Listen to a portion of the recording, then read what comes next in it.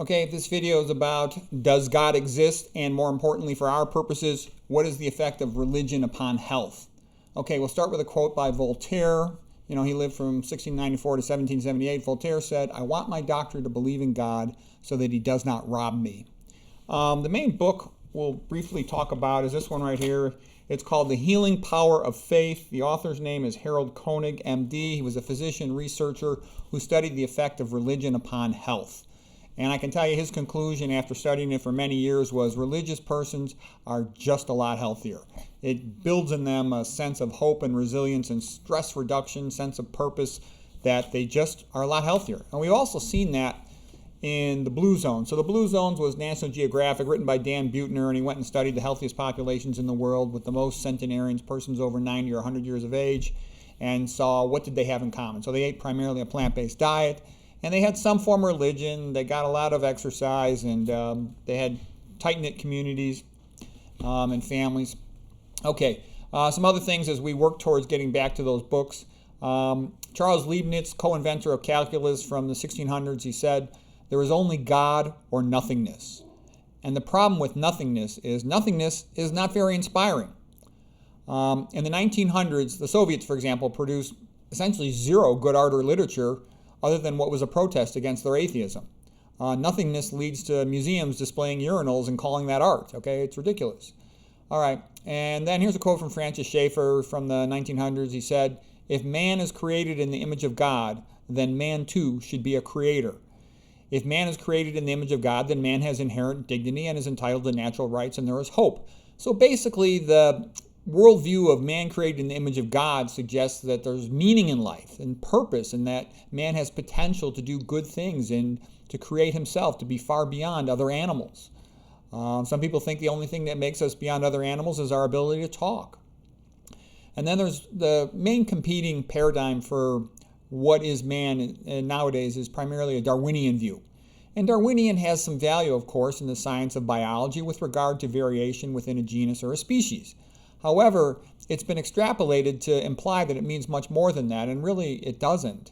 If Darwin is right about mankind, then mankind is just a talking primate with no inherent dignity and no natural rights, and whatever man is a dominant primate has the right to subjugate all the other ones, put them in cages. What do you do with other primates? You put them in cages, you do experiments on them, okay? The weaker primates have zero rights, nada, ninguno, okay? Null set, all right? Now the next question, does God exist? All right, and I can tell you, here's the best book on that subject. You want to ask yourself, does God exist? This book is called Is Atheism Dead? The author's name is Eric Metaxas, and he does a pretty good survey and explanation of the research studying does God exist? And sort of the strongest arguments for the existence of God are, first of all, the astronomy arguments. Based on the researchers working with the Hubble telescope and other astronomers, they've seen that the Doppler shift, as well as patterns of heat waves emanating, in all directions without a focal source, are indicative of confirming the Big Bang Theory. So essentially, in the opinion of the astronomers, the Big Bang Theory has been confirmed, and they believe that indicates that God does exist. And it occurred 13.8 billion years ago. That there's life since the Big Bang, the origin of the universe, from a single point that follows the so-called laws of physics and nature. But before that, it's outside the laws of physics, which implies it was created by a God. It goes back to like Aristotle's the unmoved mover argument. And it appears that life on Earth began about 4 billion years ago. So that, by the way, is summarized most concisely and sort of in a user-friendly way in Is Atheism Dead by Eric Metaxas. And then if you want to read a little bit more sophisticated analysis, it would be Stephen Meyer's book, which is called The Return of the God Hypothesis. He's a PhD. He was a petroleum engineer as well. He's real smart, and he goes through all the science in great detail, and it's pretty convincing. So then the next question is, okay, so what if there's a God? Is it a deistic God or is it a theistic God? A deistic God is a God that creates the world and walks away, whereas a theistic God is one that has ongoing involvement in it, perhaps even cares about us humans. And the implication is that probably is a theistic God. The reason we say that is at the time of the Big Bang, the universe was billions of degrees hot, and no life could exist at that time, implying that whatever God made the world had to come back to create life, which was created about 4 billion years ago. And also, if you look at the record of the rock at the fossils, there is no explanation within Darwinian theory for the Cambrian expansion of fossils. It's just too incredible and too sudden.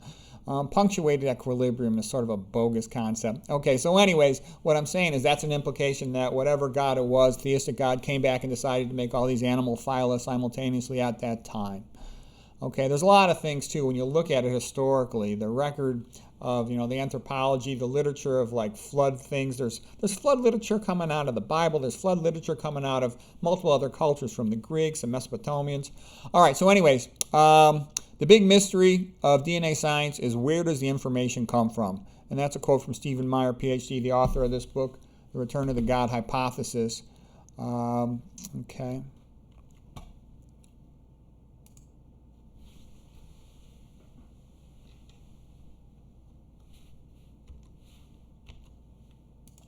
Okay, so now we talked about that. What is the effect of religion upon health? Well, first of all, like a lot of times, there's a condescending attitude, like this illiterate teenager from a public school said to me, who I know very well, this teenager, only stupid people believe in God. I'm saying, well, the two smartest people who ever lived, probably Aristotle and Isaac Newton, were Aristotle in his own way was more intellectual. The unmoved mover proof of God is the main one he talked about. Isaac Newton, smartest guy who ever lived, was devoutly religious. In fact, he was a heretic in some ways because he was so devoted. That's a long story. It's entertaining. Okay, does it matter? Well, like we said, if man's just a talking primate, then we have no obligation to each other, and why not just lie to other people and try to trick them and take their money away? They have no significance.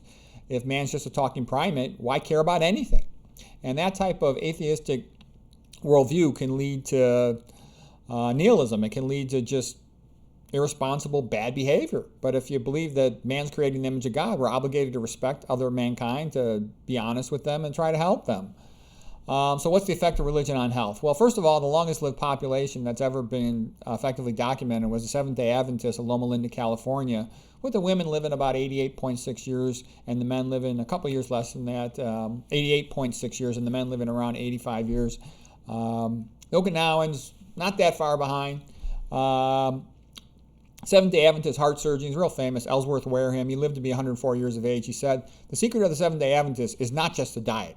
The diet's not enough to explain their increased longevity compared to other Californians who lived longer than the rest of Americans. Diet alone can't explain it. It's their way of life. So Loma Linda were featured in the Blue Zones, Dan Buettner here, and copyright 2008, this book. It's a good book. And it's typical of the other Blue Zone populations. They have some type of religious outlooks, a real strong sense of family and community, physically active, and eating plant-based diets. That's sort of some of the big major things about the Blue Zones.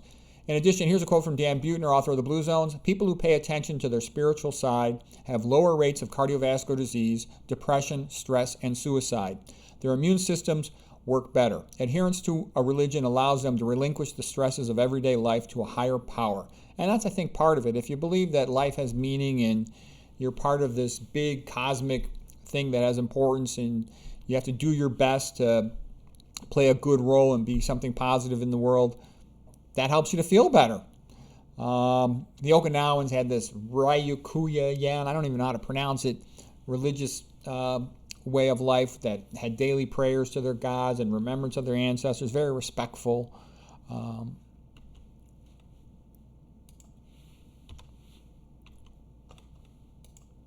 Okay, what about Koenig's book? So yeah, getting back to Harold Koenig's book, The Healing Power of Faith.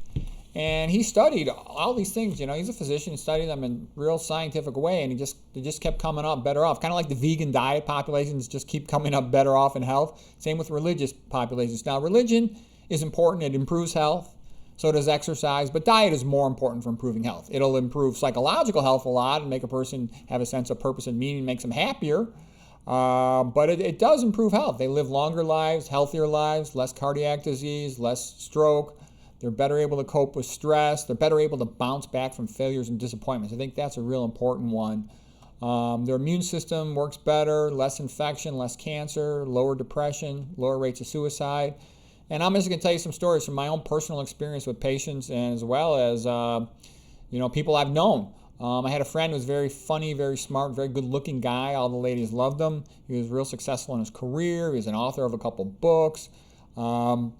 he had some disappointments in his love life and his business life, and he committed suicide. I mean, and I think my impression of what happens is he's an atheist, and once he's sad and disappointed, he just says, forget this, and he committed suicide. And it's very sad. But atheists are not as resilient. They don't have a worldview that helps them to endure suffering and misfortune and disappointment. The religious people had lower rates of alcoholism and drug abuse. And by the way, Koenig's book is not just one religion. He studies a whole bunch of different religions, and his conclusion was all of the major religions, the people were better off in terms of their health for being involved in their religious stuff. Lower rates of alcoholism and drug abuse. Here's a typical situation. I knew this highly intelligent lady lost her faith in God, and she just started becoming more and more irresponsible in her behavior. She started smoking marijuana. Her marijuana was laced with PCP. She had a psychotic breakdown from the PCP, and she became schizophrenic, okay? So what I'm saying is it's not enough to be intelligent. You have to have some type of worldview that enables you to behave in a way you want to behave, achieve the goals you want to achieve, and the major religions have sort of dealt with those philosophic problems pretty extensively. Less likely to get sexually transmitted diseases, the list goes on and on. Okay, do I believe in God? And I'll tell you, yes, I do. I'm impressed by the arguments, put forth by Metaxas and Meyer on astronomy. Also, the biology really is powerful. I mean, I look at the brain all the time. The brain's got 100 billion neurons. Those are the communication cells of the brain. It's got 10 times that many support cells, so about 1,000 billion neurons. Now, you can imagine to build a house, you need a really smart person. Well, to build a brain is millions, billions of times more complicated than that. It's so far beyond us, it's not even funny. And so what I'm saying is, all this did not spontaneously happen. Okay, it's too complicated to have happened by chance. There is not infinite time. There is a known amount of time, and it's finite, approximately 13.8 billion years. People say, what if we just had a whole bunch of typewriters in a room and we put a bunch of chimpanzees in there? Eventually they would type Shakespeare. No, they wouldn't. They would just poop all over the typewriters. The brain is far more complicated than anything humans can create. The human eye, the immune system, the blood clotting system, the flagella, just the regular biochemistry in any individual cell. It's so far beyond what humans are able to do or understand. It's not even funny. Human biochemistry is far more complex than anything that can be described in a standard modern textbook. I'll give you an example, too. There's a guy by the name of Brent Stockwell. This guy's a genius chemist. He's a heroically brilliant chemist. He's the guy who discovered ferroptosis. He wrote a book about trying to design therapeutic chemicals. And the reason I mention it is, as smart as this guy is, one of the smartest scientist chemists in the whole United States, deserves to win a Nobel Prize. It was still pathetic, his attempts to design a therapeutic chemical. And he tried thousands of chemicals, and it was so pathetic and minor what he could accomplish compared to the routine biochemistry that happens all day long in the human body. It was not even funny. You read that book, and it just opens your eyes to the difference between human living biochemistry versus even a genius chemist like him. Okay, does it matter if God exists? Well, we talked about how it improves the health of the people who participate in the religions, and it gives them increased meaning in their life. And all kinds of things come from one's personal philosophy. If you believe other people are significant and important, you're more likely to be nice to them, treat them kindly and fairly and honestly. Let's see, what else? Which worldview do you think will make life better for you and for other people? I mean, if everyone's just nice to each other, life gets better for everybody. Partly is why I think we feel happy when we're nice to other people, when we help other people. We ourselves feel happy. We like ourselves better, and I think we get some reward neurotransmitters released. Maybe we're designed to be that way. I don't know. And there's another thing. Oh, modern science is so great. Yeah, right. Look at modern science. I mean, modern science can do some wonderful, great things. That is true. But a lot of modern science is all hype, okay? Modern science can't cure obesity, hypertension, diabetes, autoimmune disease. Vegan diet routinely cures those things easy, so that's kind of funny. It's not the big fancy science. It's what we're designed to eat that cures us with those diseases primarily. Modern science can't build a beautiful building. I love the quote of Tom Wolfe, the writer from the 1900s primarily. He said, modern office buildings look like animal cages, and they always have a statue of a turd in front. And he's right. Our buildings suck compared to the Middle Ages. These backward, illiterate peasants could build a beautiful cathedral. They're more beautiful than anything built ever since. Okay, so the individuals are capable of doing something good when they have a philosophy that motivates them to do something good. Okay, now the best example is when modern science works together with religion and love. Okay, that's like as good as it gets. Love and hope and faith and great modern science. And I'll just tell you one quick story. My mother was dying of cancer. She had colon cancer with lung metastases. She was coughing up blood. She was quite sick, but one of her grandchildren needed her. Okay, the baby's mother had gotten an infection of the amniotic fluid, was potentially going to die, was on a ventilator in the intensive care unit, hypotensive, unable to be, of course, with the baby, unconscious. The baby was born infected from the infected amniotic fluid, was in a prolonged code blue. I was asked to come over there and help try to make decisions for the baby. You know, did we want to continue the code blue? Should we just let the baby die? Was it worth it to continue its resuscitation? We thought the baby was probably brain damaged from this prolonged code blue. It went on for hours. The decision was, what should we do? The baby was in a community hospital, a very good community hospital, but community hospital nevertheless, and they wanted to ask me if I felt we should transfer the baby to a big children's hospital to undergo ECMO, endocorporeal membranous oxygenation, basically put on heart-lung bypass, a newborn baby, which is a pretty dramatic thing to do. I wasn't sure if it was a good idea to do. The father wanted to give the baby a chance. Of course, I thought that was reasonable. I had a friend with me, and he's my lawyer friend, Pat Walsh, and he's got a lot more experience in life than I do. You know, I was, Harvard-trained doctor guy, but really my life was pretty much in the library, in the hospital, and the wrestling mat, okay? And this was kind of a new thing. I didn't know much about babies. They're kind of like outer space aliens to me. I only took care of adult patients. And so Walsh says to me, he says, Pete, I don't know much about medicine, but I can see the scared look in the faces of these doctors. They don't think they can save this kid. He says, transfer the kid to the big children's hospital. You want this kid to live? Send him to the big children's hospital. That's this kid's only chance. And I said, you know what? You're probably right.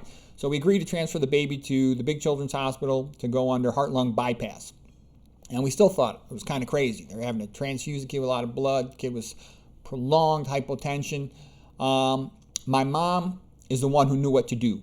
She moved into the ICU immediately. She went with the baby, and she slept in the baby's room. She had a cot in the baby's room. She was still coughing up blood from her lung metastases. She had to hide that from the nurse so that they wouldn't make her go home. And, my mom, she's real religious. When I was young, I thought my mom was stupid. She's all religious. She never read a book. My dad was a big scholar, doctor. He'd been a boxing champion. I wanted to be like him, a student athlete, a tough guy, and real smart. And I thought my mom was just a stupid housewife, with all her religious stuff. The older I got, though, the more I realized how good my mother was and how brilliant she was in her own way. So anyways, me and my dad, we didn't know what to do. We couldn't help the kid. My mom's moved into that thing. She's always talking to the baby. Oh, Brendan. I'm just going to call him Brendan. That's not his real name, but for our purposes, I'll just call him. Oh, Brendan, I love you. I'm with you. You're going to be okay. Holding his hand when they have to do all these blood sticks and all these painful procedures to the baby. She's got her little statue of St. Jude. She's praying to St. Jude. It's a statue of hopeless cases. And then she's rubbing Padre Pio oil on his foot. Being myself, I would say, why are you rubbing that crap on him? You're going to cause an infection. But I didn't say anything at the time, and that was the wise move. So anyways, she's with this kid. He's in the intensive care unit for about 2 weeks. And that calmed him down, lowered his heart rate. And the doctors did a great job with the ECMO. And the kid did great. He survived. He's real muscular and powerfully built. He's older now, and all his cousins are jealous of him because he's such a muscular, smart kid. And so everything turned out great. Obviously we got lucky on that one, but that kid would have been dead without my mom. My mom saved that kid's life. Don't get me wrong. The doctors did a great job. But no nurse is going to love a baby the way grandma loves a baby, okay? No nurse is going to sleep with that kid 24/7 for 2 weeks in a row. And so it was incredible. And so, I give my mom credit. Here she is dying, and she saved the kid. Okay, what else? What difference does it make? I'll tell you another story. Here's another story of a young guy. He was a very promising young student in high school. This kid was really smart, getting honors in all the AP classes. His family, said to me, he's going to be smarter than me. The kid went through some difficult experiences. His parents got divorced. He was very sad about that. He lost his faith in God, and he sort of seemed like lost his motivation to work hard. He dropped out of medical school, became an alcoholic and a drug addict. His parents sent him to talk to me. He saw a copy of the Bible on my desk, and he says, how could you read that crap? It's a joke. It's a farce. I said, do you know who Michelangelo is? And he says, yes. He's the greatest artist who ever lived. I said, you know who Bach is? He said, yes, the greatest composer who ever lived. I said, what would they have created without religion? He said, probably nothing. And I said, look at the great novels like Les Miserables by Victor Hugo, Brothers Karamazov by Dostoevsky, Christmas Carol by Dickens. What do they have in common? The theme of redemption. Life's full of up and downs. And religion helps give meaning to life. It helps a person to bounce back from the sadness and disappointment in life. Sadness and disappointment is inevitable. The real question is, can you at least bounce back and try to make something good happen? He's like, but it's all BS. It's just a lie. I said, your parents said that you were smarter than me. My worldview enabled me to graduate first in my medical school class. Your worldview has turned you into an alcoholic and a drug addict. Do you really think that you have a better approach to life than I do? And he said, well, medicine's also just BS. You just end up selling drugs to people. I don't want to do that with my life. And I said, look, you don't have to go into medicine. There are problems with medicine, but there's also lots of good things about it. You should finish your degree. You should try to help your parents. His parents needed help from him, and they were going through difficult times themselves as parents. I said, you're a disgrace.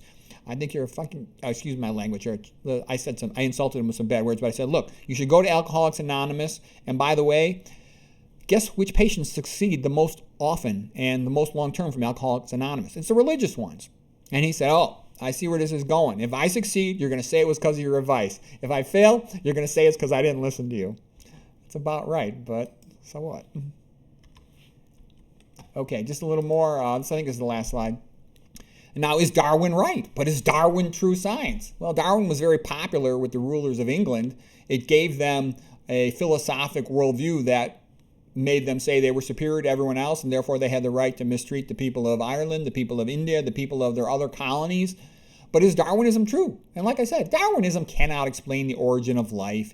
It cannot explain, protein world and RNA world are kind of a joke. No one has any idea how life really originated. The Miller-Urey experiments are a joke. Okay, anybody who's really studied that's both of those things are detailed extensively in these books here and in many other books.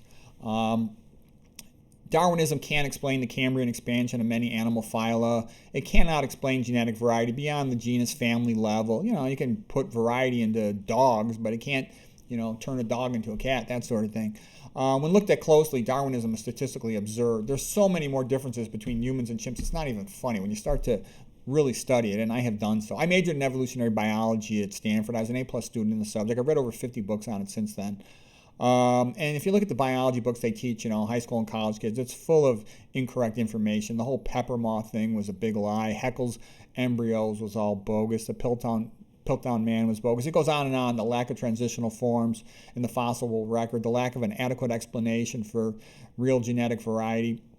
So anyways, actually, if you want to read a starter book, I think Perry Marshall's Evolution 2.0 is a good starter book that's reasonably open-minded to multiple different points of view. Darwinism, as it relates to a philosophical worldview, is really just a creation story for atheism. Yes, it is useful for talking about a genus, a species, and some overall concept. It certainly really is, of course.